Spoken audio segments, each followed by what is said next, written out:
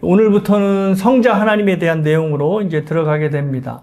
지난번에 말씀드렸듯이 이제 사도신경은 삼위 하나님에 대한 내용으로 기록되어 있습니다. 그래서 성부와 성자와 성령의 이렇게 내용으로 구분되어 있는데요.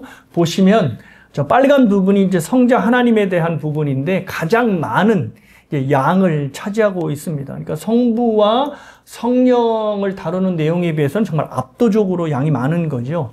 그러니까 이것은 사도신경이 성자 하나님에 대하여 초점이 맞춰져 있고, 또한 기독교의 중심이 예수 그리스도가 중심이 되심을 저 신앙 고백이 보여지고 있습니다. 그런데 이것이 이제 기독교와 다른 종교를 구분짓게 하는 굉장히 중요한 구분점이 된다는 것이죠. 여러분이 잘 알다시피 이제 4대 종교 하면 이제 불교와 기독교, 그 다음에 유대교와 이제 이슬람교 이렇게 치는데요. 여러분이 이미 알고 계시듯이 유대교와 이슬람교는 기독교와 같은 뿌리를 갖고 있습니다. 그래서 실제로 모슬렘, 그러니까 이슬람을 믿고 있는 사람들은 이제 모슬렘이라고 하는데요. 이 모슬렘은 모세오경을 읽고 또 우리가 구약에서 믿고 있는 모든 내용들을 믿습니다.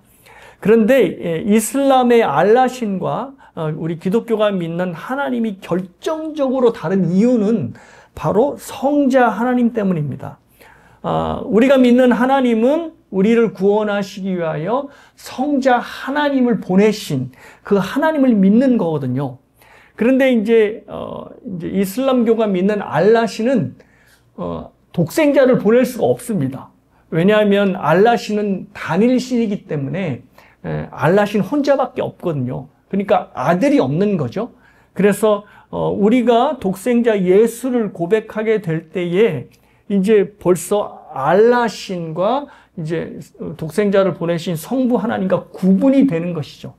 그래서 모슬렘이 아무리 우리가 믿고 있는 구약을 읽고 또 그 내용들을 믿고 있다 하더라도 그들이 믿고 있는 하나님이 우리가 구약에서 믿고 있는 하나님이랑 같다라고는 말을 할 수가 없다는 것입니다. 이거는 유대교도 마찬가지입니다. 유대교는 더욱더 정확하게 이제 우리가 믿고 있는 구약의 내용, 구약의 모든 것들을 다 믿고 있지만 그들도 역시 하나님을 단일신으로 믿고 있습니다. 그러니까 하나님 이외에 다른 신은 없다. 그래서 성자, 성령 같은 이런 삼위일체의 하나님에 대한 개념이 아예 없죠. 그래서 그들 역시도 이제 우리가 믿고 있는 하나님과 유대교가 믿는 하나님은 근본적으로 같다라고 얘기를 한다면 그것은 잘못된 말일 수가 없습니다.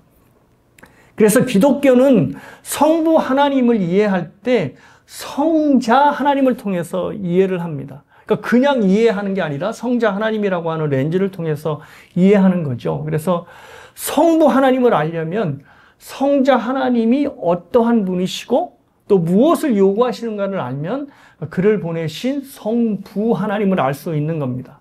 그래서 요한복음에서 예수님께서 뭐라고 말씀하셨냐면 제자들에게 나를 본 자는 누구를 보았다? 내 아버지를 보았다 라고 하는 말씀을 하신 것입니다. 성령 하나님도 마찬가지입니다. 성령 하나님도 그냥 성령 하나님을 이해하는 것이 아니라 성자 하나님을 통하여 이제 성령을 이해하는 겁니다. 그래서 성령 하나님은 그리스도의 영이라고 이제 하셨죠. 그러니까 성령은 독자적인 하나님의 역할을 하는 것이 아니라 성자 하나님께서 말씀하시고 성자 하나님께서 가르치신 모든 내용을 가르치시고 그것을 생각나게 하십니다. 그러니까 성령 하나님이 어떠한 하나님인 것을 알려면 성자 하나님이 누군지를 알아야 되는 거겠죠.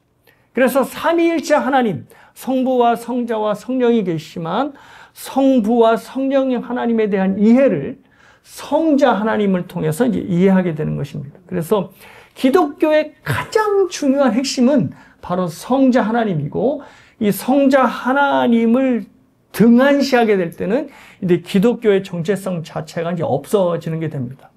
그래서 기독교의 핵심인 예수님에 대한 바른 신앙 고백이 너무 중요하고요. 그리고 예수님에 대한 바른 신앙 고백을 하기 위해서는 예수 그리스도라고 하는 이름에 담긴 의미를 알아야 합니다. 그러니까 왜 성자 하나님을 예수 그리스도라고 부르느냐라고 하는 이유를 알아야 여러분이 성자 하나님에 대한 바른 신앙 고백을 할 수 있다는 것입니다. 그래서 오늘은 예수라고 하는 이름에 담긴 의미를 알아보고요. 또 다음 주에는 그리스도라고 하는 이름에 담긴 의미를 알아보겠습니다. 먼저 예수라는 의미를 이제 오늘 알아볼 텐데요. 이제 그 의미가 이제 본문에서 드러납니다. 아까 이제 우리가 읽으셨던 성경 본문에 이렇게 나오죠. 이름을 예수라 하라. 이는 그가 자기 백성을 그들의 죄에서 어떻게 한다? 구원할 자이심이라 라고 되어 있습니다. 그러니까 예수라는 뜻이 이 구원과 관계되어 있어요.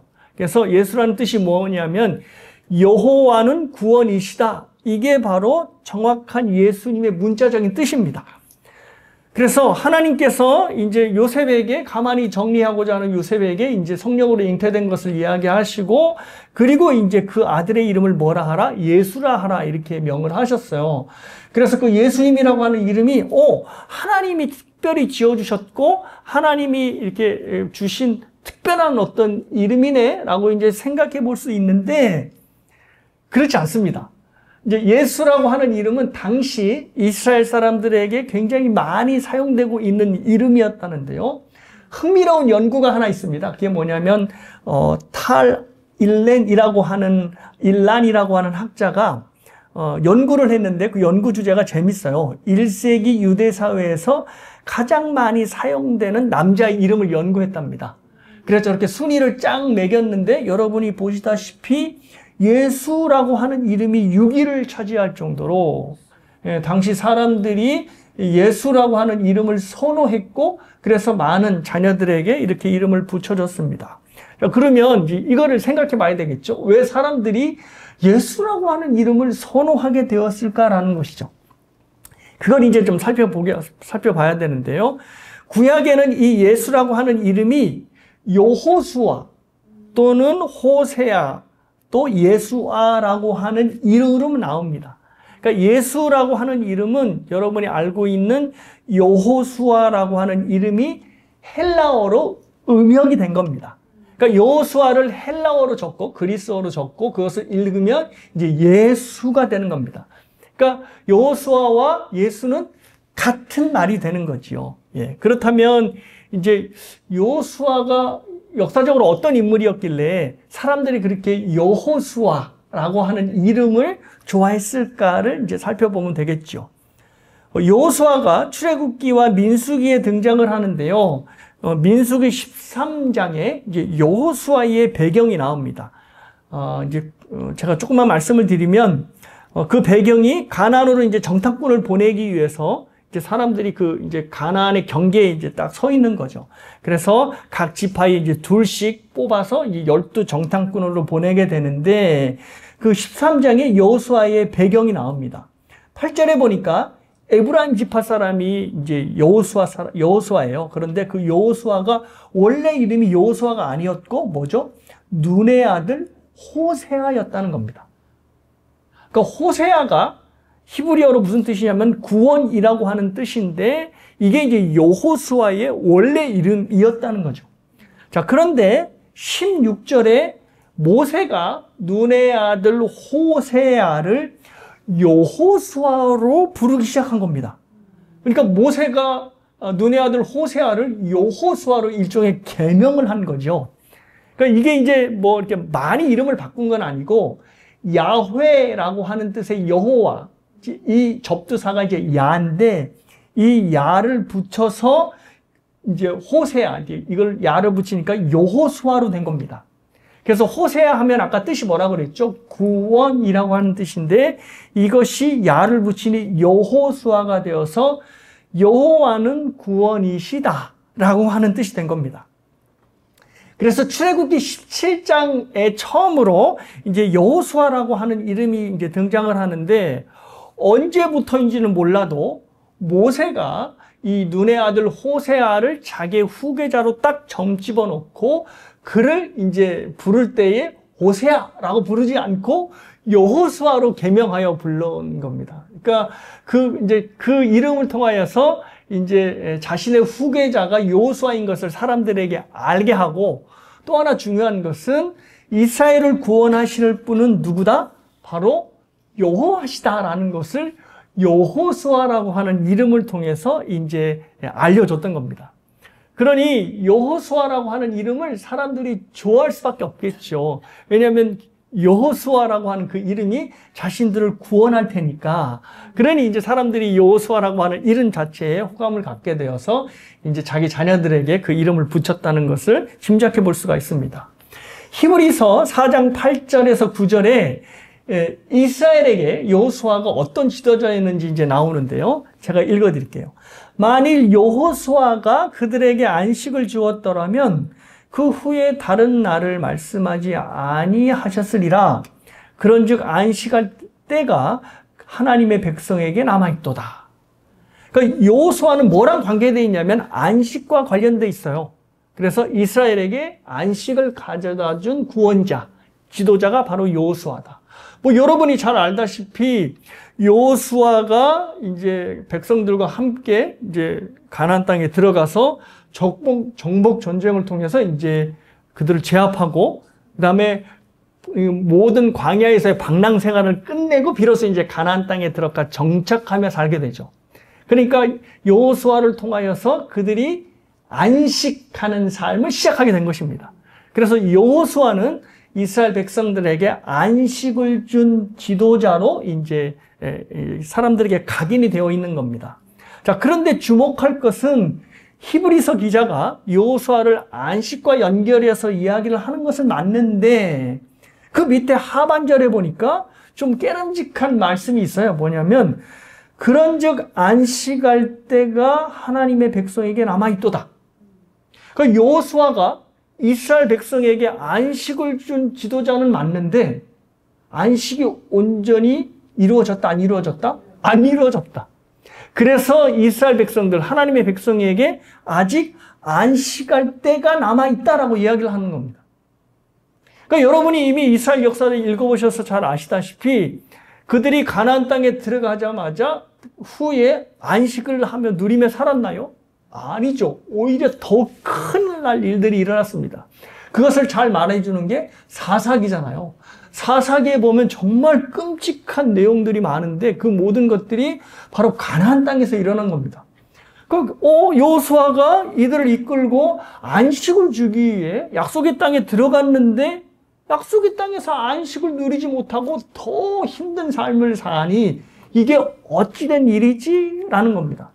그러니까 여호수아가 가져온 안식은 영원하고 그리고 완전히 보장된 안식이 아니라 굉장히 불안정한 안식이라는 거죠.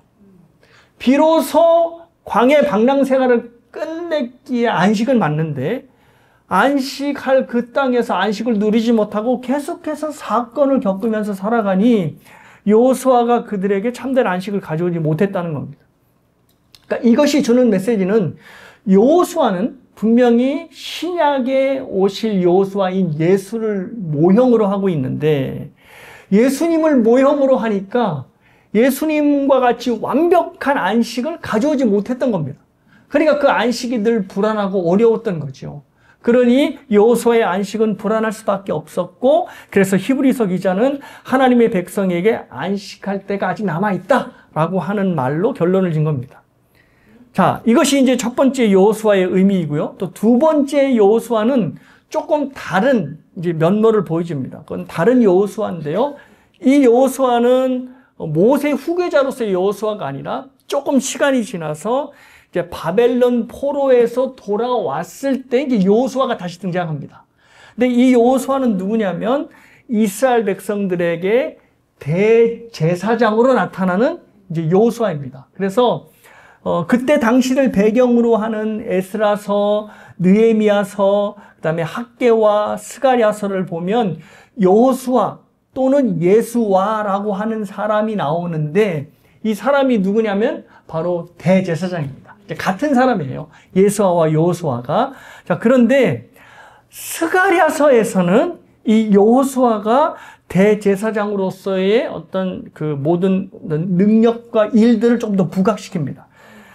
자, 이제 스가랴서의 배경이 이런 건데요. 이스라엘 백성들이 이제 바벨론 포로에서 돌아왔어요. 그래서 이들이 부푼 꿈을 안고 예루살렘에 성전을 지으려 하는데 그 성전이 성공이 됐나요? 성공이 안 됐나요? 안 됐죠. 막 주변의 방해로 인하여서 성전 재건을 못하고 중단되었습니다. 그러니까 얼마나 실망이 크겠어요. 그래서 하나님께서 스가랴 선지자를 통해서 이제 위로의 말씀을 전하시는데 세 번째 하나님께서 보여주시는 환상이 바로 무엇과 관련되어 있냐면 대제사장 여호수아와 관련된 환상입니다. 여러분이 좀 생각을 떠올리시면 뭐 이렇게 생각이 나실 텐데 제가 정리해 드릴게요. 세 번째 환상이 뭐냐면 당시에 이제 백성들을 이끌었던 대제사장인 여호수아가 환상 중에 하나님 앞에 더러운 옷을 입고 있어요. 그래서 그때 이제 마귀도 함께 이제 천상에 참여하고 있었거든요. 사탄이 막 이 더러운 옷을 입은 여호수아를, 대제사장 여호수아를 막 고발하고 참소하는 겁니다. 근데 이 더럽혀졌다고 하는 이 옷이 그냥 옷이 일상복이 아니라 대제사장이니까 무슨 옷을 입고 있을까요? 대제사장인 의복, 하얀 세마포 옷을 입어야 하는데 그 옷이 더럽혀진 거예요. 근데 더럽혀진 게 그냥 뭐 빨래를 안 해서 뭐가 조금 묻어서 더럽혀진 정도가 아니라 성경의 스가랴서의 원문에 의하면 배설물, 즉 뭐 똥이 묻은 잔뜩 묻은 옷을 하나님 앞에 그가 입고 있는 거예요. 그러니까 가장 정결한 의복으로 입고 있어야 할 대제사장 여호수아가 하나님 앞에 온통 배설물이 묻힌 그 옷을 입고 있으니 그 모습을 보고 그 옆에서 사탄이 막 참소를 하는 거죠. 저거는 대제사장 자격도 없다. 감히 저런 옷을 입고 어떻게 하나님께 제사를 드릴 수 있겠느냐. 뭐 이런 식으로 참소를 했겠죠. 그러자 하나님께서 어떻게 하셨냐면 그 더러운 옷 위에 하나님께서 정결한 깨끗한 빛나는 옷을 입혀주시고 그리고 대제사장의 머리 위에 관을 씌워주시는 겁니다. 그러니까 더러운 옷, 배설물이 잔뜩 묻은 옷으로 더 이상 제사장 직무를 할 수 없었던 여호수아에게 하나님께서 직접 의복을 입혀주시고 정결한 관을 머리에 씌워주심으로 뭘 의미하죠? 하나님께서 손수 대제사장의 모든 죄를 사하여 주실 것이고 그로 인하여 백성들의 죄도 사하여 주실 것이다 라고 보여주신 것입니다.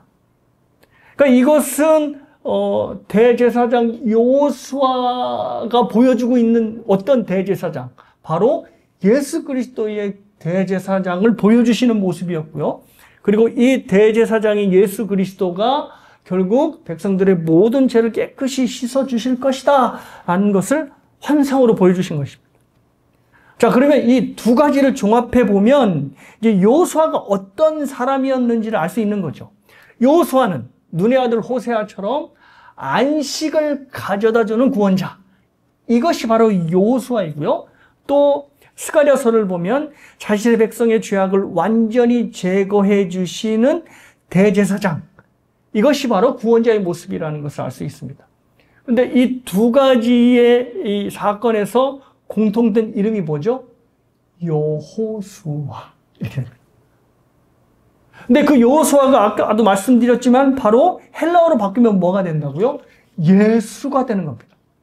그러니까 이 예수가 구원자가 된다고 하는 이것은 그냥 갑자기 뭐 어느 날 2000년 전에 나사렛 예수가 태어나서 갑자기 구원의 일들을 시작하고 있는 것이 아니라 그 훨씬 이전부터 하나님께서 내가 너희들에게 구원자를 보내줄 건데 그 구원자는 바로 예수라고 이름하는 자야라고 하는 것을 누구를 통해 보여주셨다? 눈의 아들 호세아, 즉 여호수아를 통해 보여주셨고 또 스가랴서에 나오는 또 학개서에 나오는 대제사장인 여호수아를 통해서 보여주신 겁니다.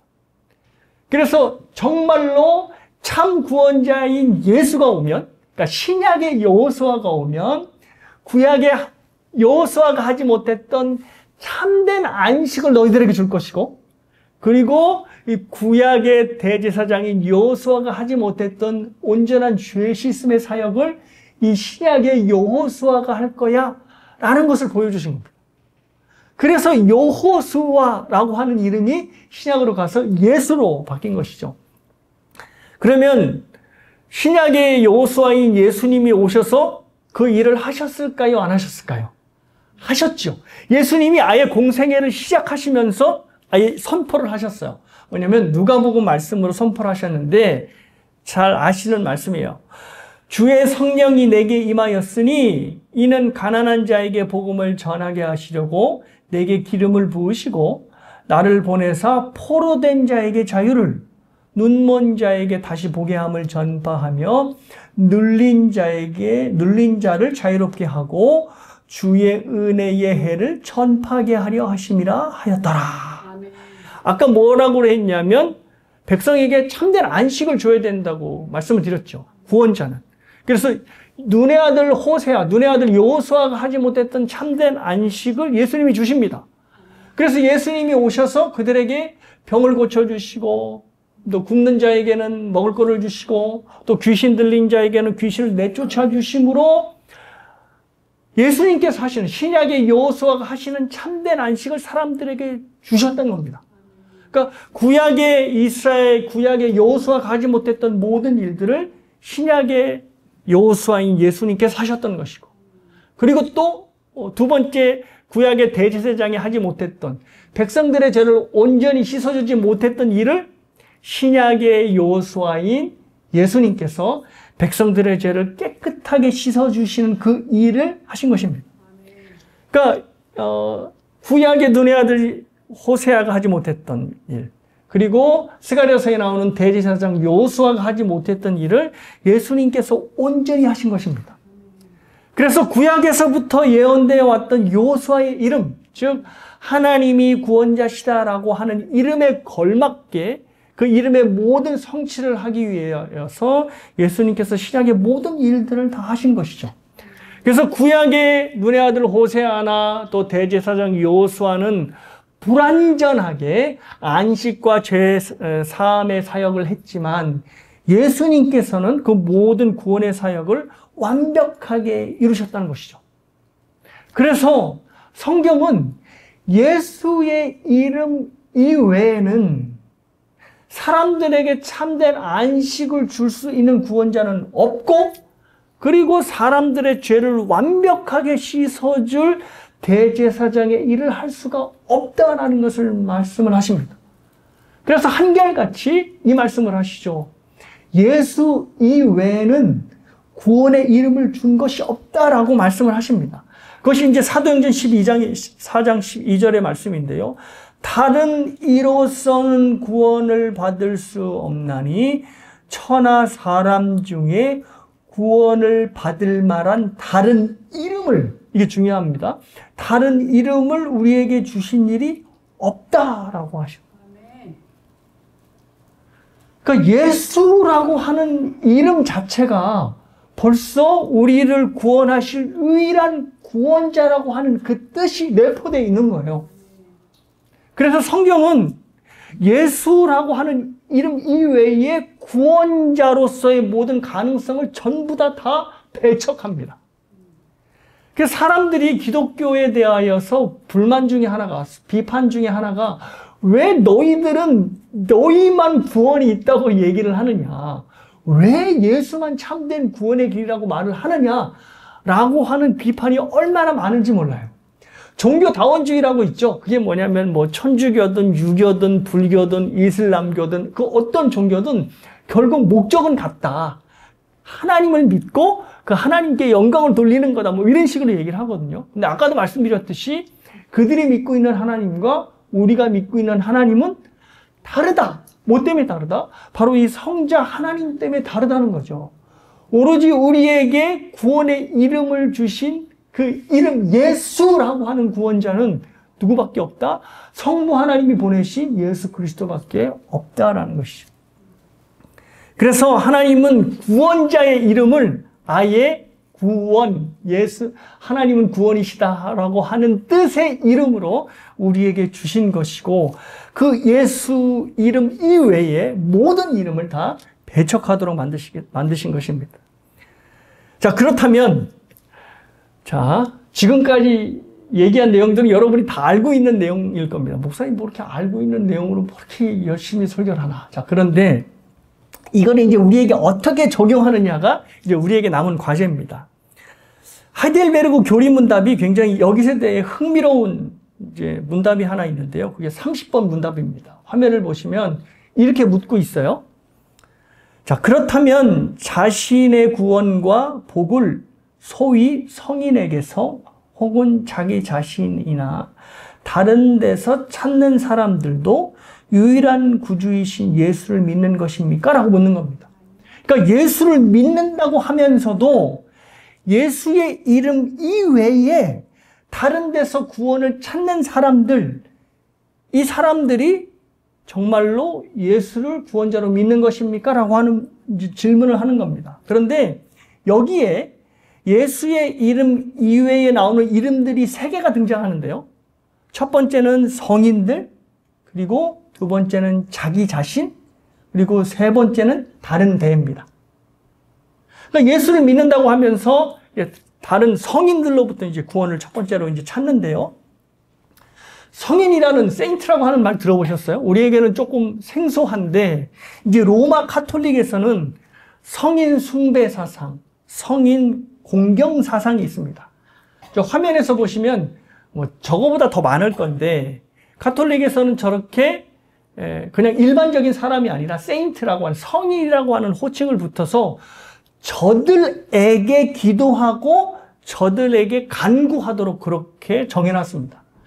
뭐 우리도 신앙의 선배들을 모범으로 생각하고 그들을 본받으려고 하는 건 굉장히 여기서는 뭐 일맥상통한 일인데 카톨릭은 여기서 조금 더 나가서 저들에게 기도하는, 그래서 저들이 자신의 기도를 듣고 응답하는 기도의 중보자로 생각한 것이죠. 그래서 예수의 이름이 아니라 저들의 이름으로 기도하게끔 그렇게 만들어놨습니다.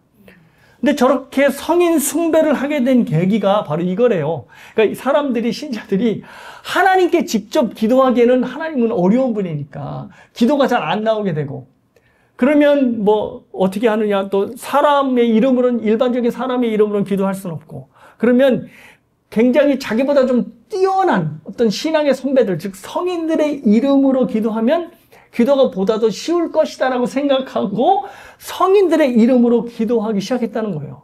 그래서 여기에 이제 누구도 끼게 됐냐면 예수님의 어머니인 마리아도 이제 끼게 됐다는 거예요. 그래서 성인들의 이름뿐만 아니라 마리아의 이름으로도 이제 이렇게 기도할 수 있게 했다는 거죠.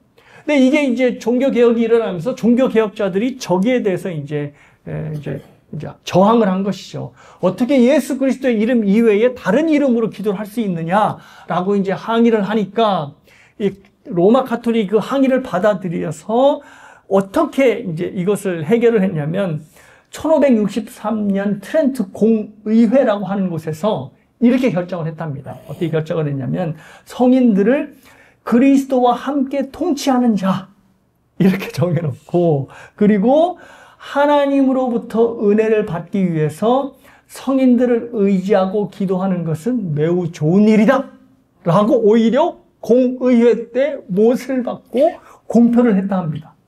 그래서 지금까지도 카톨릭의 신자들은 예수 그리스도의 이름보다 마리아의 이름, 그리고 천주교의 여러 성인들의 이름으로 기도하기를 했다라는 겁니다. 자, 그렇게 되다 보니까 카톨릭에서 점점점 성인들이 늘어나는 거예요. 그래서 별하별 성인들이 가득합니다. 화면에서 보시면 건축가들의 성인도 있고, 운동선수의 성인도 있고, 빵 굽는 제빵사들의 성인도 있고, 뭐 거지들의 성인도 있고, 또 질병을 관장하는 성인들도 있어요. 그래서 자기가 관절염에 걸리면 예수님 제 무릎 아파요, 이거 낫게 해주세요 기도하지 않고 관절염을 관장하는 성인의 이름으로 기도를 하도록 그렇게 만든 겁니다. 그러니까 마치 옛날 뭐 우리나라의 뭐 부엌에는 부뚜막신이 있고 뭐 장독대에는 천룡신이 있다고 하는 그런 것처럼 정말로 이들의 신앙이 왜 이렇게 미신적으로 막 가고 있는 것 같은 생각이 드는 거죠. 그러니까 이게 성인 숭배와 성경에서 말하는 그리스도를 숭배하는, 그리스도를 기도하고 그리스도가 중보자를 여기는 건 굉장히 다른 모습으로 보입니다. 자, 그러면 목사님, 이거는 사실 우리와 상관이 없잖아요. 왜 우리는 그죠? 성의를 믿는 사람들이 아니니까. 이걸 어떻게 정의해 볼 수 있을까요? 이것이 우리에게 주는 적용점은 바로 이겁니다. 우리가 받는 구원은 철저하게 예수 그리스도와 나와의 관계에서 이루어지는 겁니다. 그죠? 내가 아무리 믿음이 좋아도 내 자녀를 구원시킬 수 있습니까? 없습니까? 없습니다. 반대로 우리 조상이 믿음이 뛰어난다 하더라도 우리 조상의 믿음이 저를 구원할 수 있습니까? 없습니까? 없다는 얘기죠. 제가 여러분께 말씀드릴 대로 저는 순교자의 가정에서 태어났어요. 그래서 우리 외할아버지가 순교하셨거든요. 그래서 이것이 저의 어떤 정체성을 이렇게 정하는 굉장히 중요한 기준이 되기도 하고, 또 우리 할아버지가 가지셨던 신앙을 나도 따라야 된다는 어떤 의무감도 있습니다. 근데 딱 거기까지죠. 그죠? 외할아버지가 순교하셨다고 제가 자동적으로 구원을 받나요? No. 그러니까 성인들이 아무리 뛰어난 업적을 기독교 역사에 남겼어도 그 성인의 업적이 신자들을 구원할 수 없는 것처럼 우리들도 마찬가지로 내가 아무리 신앙이 좋다 하더라도 내 배우자를 구원할 수 없는 일이고 내 손주와 내 자녀들을 구원할 수 없다는 것입니다.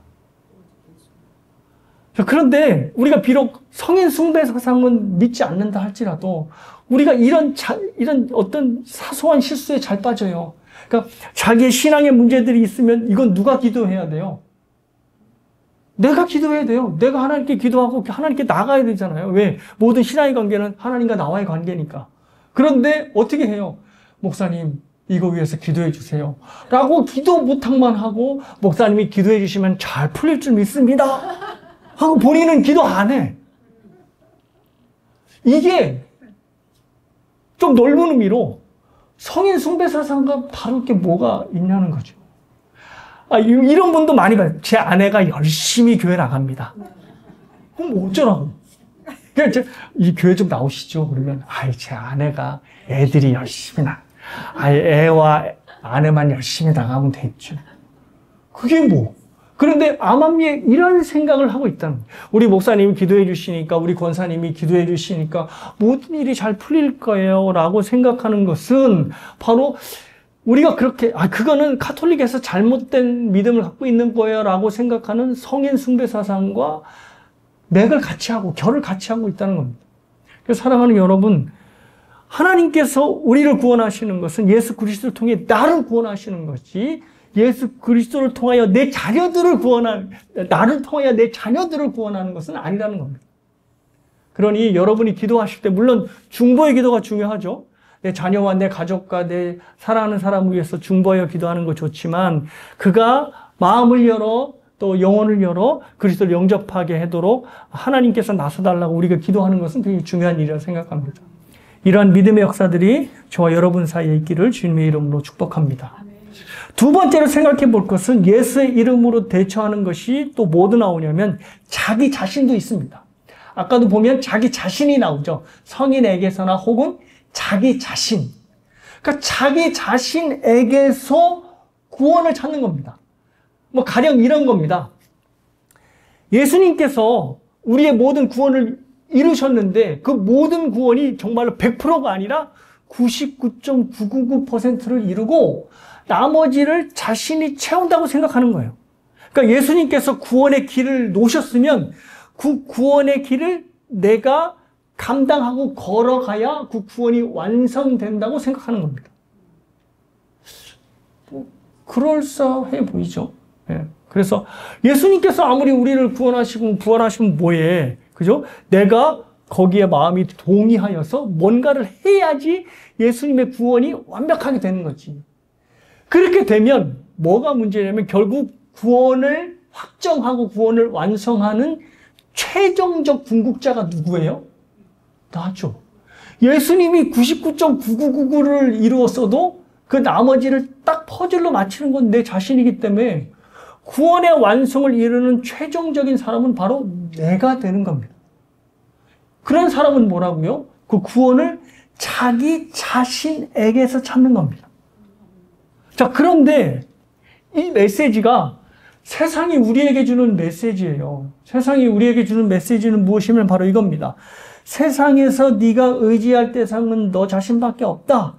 그러니 네가 네 자신을 구원할 수 있으니 너를 믿고 담대하게 네 자신의 모든 것을 믿고 나아가라 라고 하는 것이 세상이 우리에게 한결같이 주는 구원의 메시지입니다. 그러니까 하나님을 붙잡아야 되는데 하나님을 붙잡지 않고 누구를 붙잡아요? 내 자신을 붙잡는 것. 화면에 보시는 이 이제 만화 영화가 지금 엄청난 전 세계적으로 유행을 끌고 있는 K-pop 데몬 헌터스, 이걸 이제 줄여서 이제 캐데헌이라고 하는데요. 이게 지금 오징어 게임을 이미 능가를 했대요. 예, 능가를 하고 지금 가장 근데 이게 지금 애들만의 문제가 아니라 그 엄마 아빠들도 그렇게 좋아한다네요. 예. 그렇게 좋아한대요. 이게 이제 만화 영화인데 내용이 궁금하시죠? 예. 이제 제가 잠깐만 얘기를 할게요. 뭐냐면 저 이제 새 친구가 이제 뭐 가수예요. 원래 이제 나타나는 직업은 가수이고 K-팝을 하는 가수예요. 저 배경은 다 한국입니다. 서울을 배경으로 하는데 저 이제 셋이서 노래를 하는데 그 노래가 그냥 우리들이 알고 있는 노래가 아니라 저들이 일종의 좀 뭐 신비한 힘을 갖고 있는 한국의 무당과 같은 존재예요. 그래서 저 아이들이 무대에서 노래를 하면 그 노래가 이제 일종의 악귀를 쫓아내는 방패 역할을 하게 되어서 온 세상 그 노래로 뒤엎게 되면 이제 악령들, 마귀들, 데몬들이 이제 세상에 나와서 사람들을 이제 유혹하지 못하는 거게 되겠죠.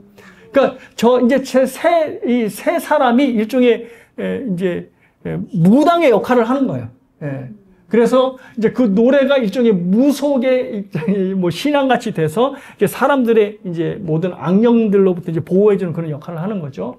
자, 그런데 저 가운데 있는 저 룸이라고 하는 친구가 주인공이에요. 근데 저 이제 밑에 좀 어둡게 이렇게 찌푸리고 있는 게 이제 주인공인데 그 몸을 보면 조금 얼룩덜룩 돼 있죠. 그 몸에 이제 문신 같은 게 새겨져 있는데 문양이 있어요. 근데 그 문신이 뭐냐면 악귀들만 가지고 있는 이제 문양이에요. 그런데 저 데몬 헌터스, 즉 마귀를 무찌르는 저 3명 중에 리더가 몸에 뭘 갖고 있어요? 마귀들만 갖고 있는 문양을 갖고 있는 거예요. 그러니까 저 가운데 있는 룬이라고 하는 그 리더가 정체성에 혼란이 오는 거죠. 나는 데몬을 죽이는 사람이야? 아니면 데몬이야? 근데 그 배경이 뭐냐면 아빠가 데몬이었고 엄마가 인간이었는데 둘 사이에 결혼을 해가지고 제가 나온 거래요. 그래서 제 몸에 귀신에 일단 뭐 이게 있어서 그래서 그 악마들이 갖고 있는 이 문양을 갖고 있는 거예요. 뭐 모르겠어요. 그 십자가가 뭔 십자가인지. 그런데 문제는 뭐냐면 저 아이가 이제 자기 정체성의 혼란을 일으키는 거예요. 나는 과연 어떠한 사람인가? 데몬을 헌터하는 헌터인가? 아니면 나는 데몬인가?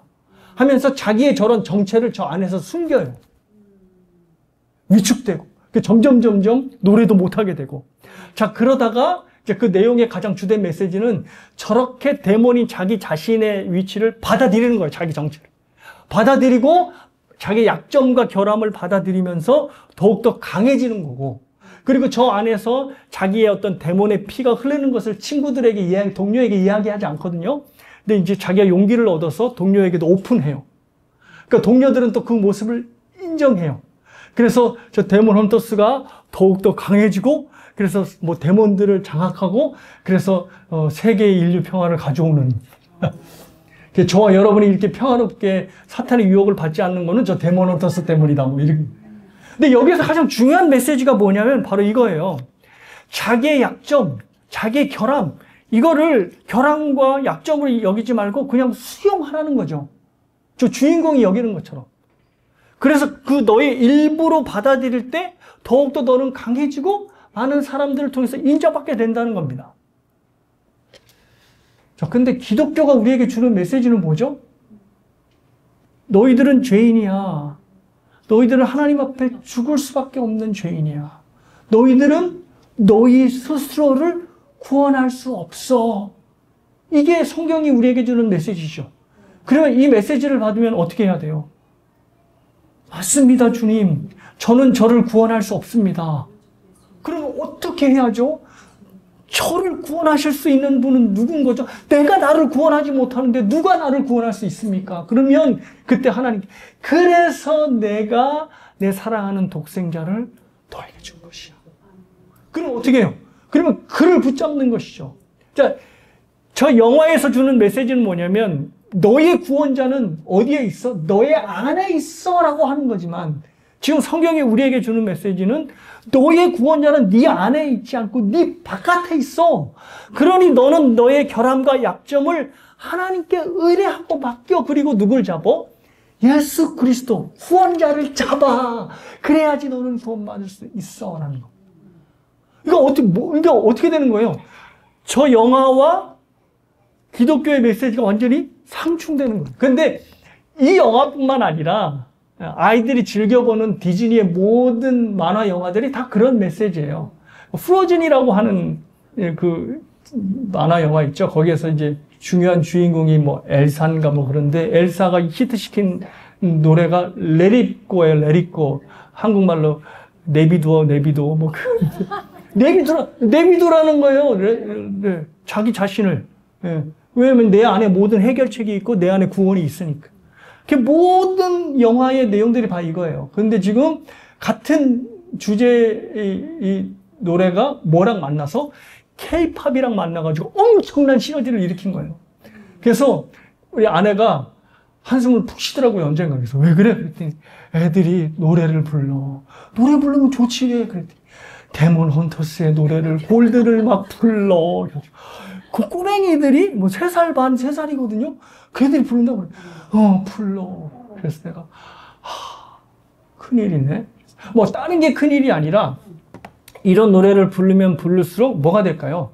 결국 구원자는 자기 자신이고 자기 자신의 모든 어려움과 결함과 이 모든 것을 이겨낼 힘은, 그러니까 자기 자신을 구원해낼 힘은 자기 자신에게 있다는 거를 계속 노래를 부르는, 그렇게 여기며 사는 거죠. 그러니까 이 아이들이 어른이 돼서 어떤 문제에 부딪혔을 때 어떻게 될까요? 그 모든 원인을 해결할 문제를 누구에서 찾을까요? 자기 자신에게서 찾으려 하겠죠. 어떻게 해요? 성경은 끝까지 예수를 붙들어라, 예수를 찾아와라, 하나님께 순종하라, 하나님께 무릎 꿇어라고 요구를 하는데 이미 어렸을 때부터 내 모든 문제의 해결과 구원은 나에게 있다고 노래하고 배우니, 그죠? 이것이 딱 믿음으로 신앙으로 자리했을 때 아이들의 삶이 과연 어떻게 되겠느냐. 우려가 아닐 수 없죠. 그러니까 이 할아버지, 할머니 그리고 우리 엄마 아빠들이 그냥 이거 안 보게 할 수는 없죠. 근데 중요한 것은 하나님을 의지해야, 그죠? 그러니까 기도가 중요한 것 같아요. 기도라고 하는 그 자체가 우리가 하나님께 기도를 응답하냐 응답하지 않느냐가 중요한 게 아니고 기도라는 행위 자체가 뭐죠? 하나님을 의지하고 있다는 행위거든요. 그러니까 우리 엄마 아빠가 기도하는 모습을 애들이 봐. 그러면 애들이 어렸을 땐 모르겠죠. 그런데 아이들이 크면 우리 엄마 아빠가 기도를 했을 때 그 모습을 보니까 우리 하나님을 의지하는, 그래서 자기가 할 수 없어서 하나님께 의뢰하고 부탁하는, 그래서 하나님을 의지하는 사람이었기 때문에 기도를 했구나라는 것을 생각하게 되겠죠. 그래서 어떤 특별한 가르침을 아이들에게 주지 않는다고 하더라도 부모의 신앙이 제대로 하나님을 의지하는 모습을 보여준다면 우리 아이들도 우리처럼 신앙의 모습으로 훗날을 살아가지 않을까라고는 생각을 하게 됩니다. 사랑하는 여러분, 기억하십시오. 우리 스스로에게는 뭐가 없다? 우리 스스로를 구원할 힘이 없다. 능력도 없고 방법도 없다. 그래서 우리가 우리 자녀들에게 남겨주는 것은 너 돈 잘 벌고 유명한 사람들이 돼야 문제가 없게 돼, 이게 아니라 내가 하나님을 의지하듯 너도 하나님을 의지해야 돼. 너뿐만 아니라 엄마 아빠도 우리 스스로를 구원할 힘은 없단다 라고 하는 이 모습을 우리 아이들에게 보여준다면 하나님을 정말 우리의 구원자로 예수 그리스도로 섬기지 않을까 생각합니다. 또 마지막 하나가 더 있습니다. 그게 뭐냐면 다른 곳에서 또 구원을 찾는 겁니다. 내 자신에게서 구원을 찾는 게 아니라 내 바깥에서, 그러니까 돈과 권력과 인맥과 외모와 가문들을 통해서 또 구원을 얻으려고 하는 겁니다. 요한복음 4장에 나오는 수가성 여인이 대표적인 그런 사람이죠. 자기 자신의 구원을 남편을 통해서 얻으려 하다 보니 그 남편이, 그죠? 6명, 7명씩 되었다. 그러니까 자기 바깥에, 즉, 하이델베르그 교리문답이 말하는 다른 데서 구원을 찾는 겁니다. 그 다른 데서는 뭐가 없다? 구원이 없다. 오로지 예수님만이 우리에게 구원이 된다라는 겁니다. 자, 말씀을 정리합니다. 예수도 구원자가 아니라 예수만 구원자가 된다는 겁니다. 그래서 세상은 늘 예수도 구원자니 너도 예수님 믿어. 그런데 예수 갖고는 다 안 돼. 그러니 예수 말고 다른 것들과 함께 너는 구원을 받을 수 있다 얘기한다지만 우리는 오로지 예수만이 구원자이심을 믿고 예수만을 붙들 때 우리의 삶에 진정한 구원이 이루게 될 줄 믿습니다.